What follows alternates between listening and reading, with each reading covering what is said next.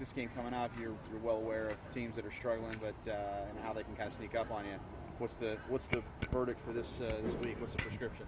Well, Memphis is a don't let the record fool you. They're a very talented team, especially on defense. They're well coached, and they've got some good players. So, and like you said, we understand what can happen if you overlook a team, and that just simply can't happen. You seem to be progressing in the offense now and getting way more confident than you were just from the last game. A couple more days of practice now. How do you feel going into the Memphis game? Again, it's a daily process. Every day, my goal is to come out here and get better. Obviously with the focus towards opponents right now during the season, but my goal is to, we feel like as an offense, if we go out and execute what we do and we know we can do successfully and what we do in practice every day, then we feel like we're confident enough that we feel like we can score on anybody, and so that's our mindset, and we go out to practice every day with that mindset in terms of just trying to get better every single day, work on our craft, work on our timing, that type of thing. It's a chance to get back to 500, but with 5 games left, can this team reel off 5 straight wins and kind of get this back to an 8-4 season? Well, it's got to happen one at a time. So I don't know about 8-4, but 4-4 is going to be that's big for us. Obviously our goal is to still win the conference, but it has to happen one at a time. Offensively, it seemed like you guys had more of a burst this last game, maybe after catches and stuff like that. Can you just talk about how kind of the improvement there you're seeing? Well, our receivers did a great job making some plays after they caught it the other night. I think we had a good amount of yards after catch, and that that's big for us. It creates explosive plays. Obviously it moves the chains, and then it gets us in the end zone. You talked about how you're kind of bringing stuff from the practice out. Do you really feel that? Without a doubt, we feel like the timing gets better.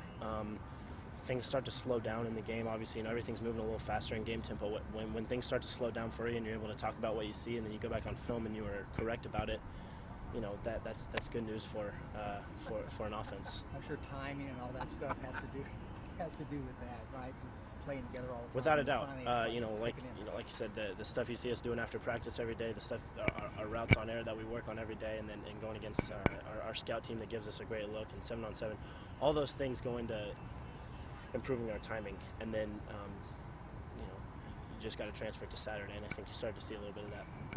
Coach Jones talked about how he's been a little bit more aggressive in the play calling. Does that change your mindset at all? Does it kind of get you excited when he's more aggressive?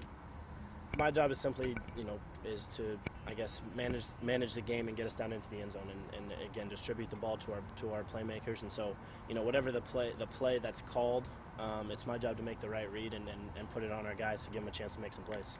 Seems like past couple of weeks you've been getting out of the pocket a little bit. I know they ran like an option for you. Do you like doing that, getting out there and run?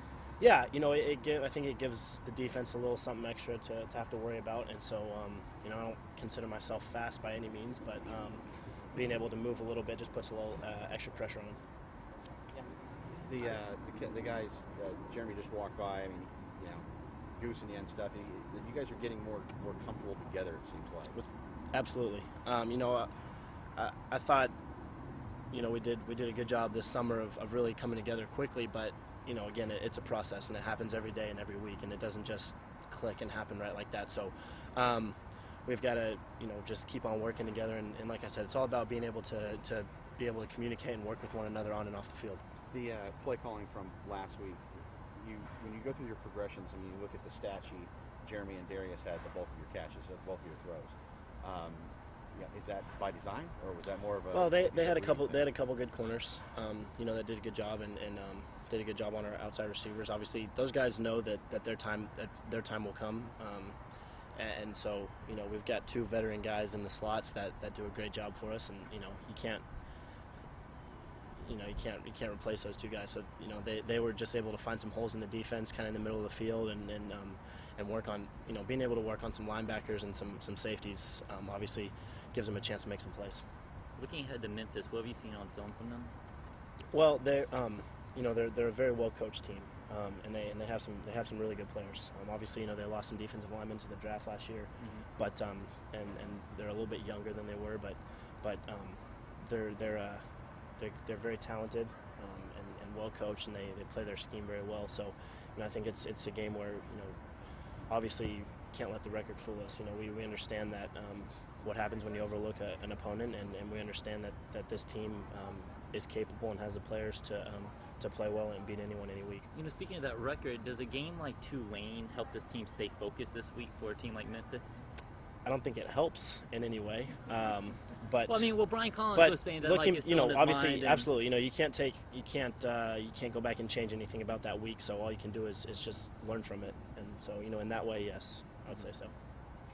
Usually you only hear about an offensive lineman for holding or offsides, but you probably couldn't hear it. But Junkin's name was all over the PA last week. What's up with that? I guess he paid somebody off or something. I don't know. No, Blake obviously, he's a senior leader. He's been doing things right for a long time, and I think it's good for those guys to get some credit.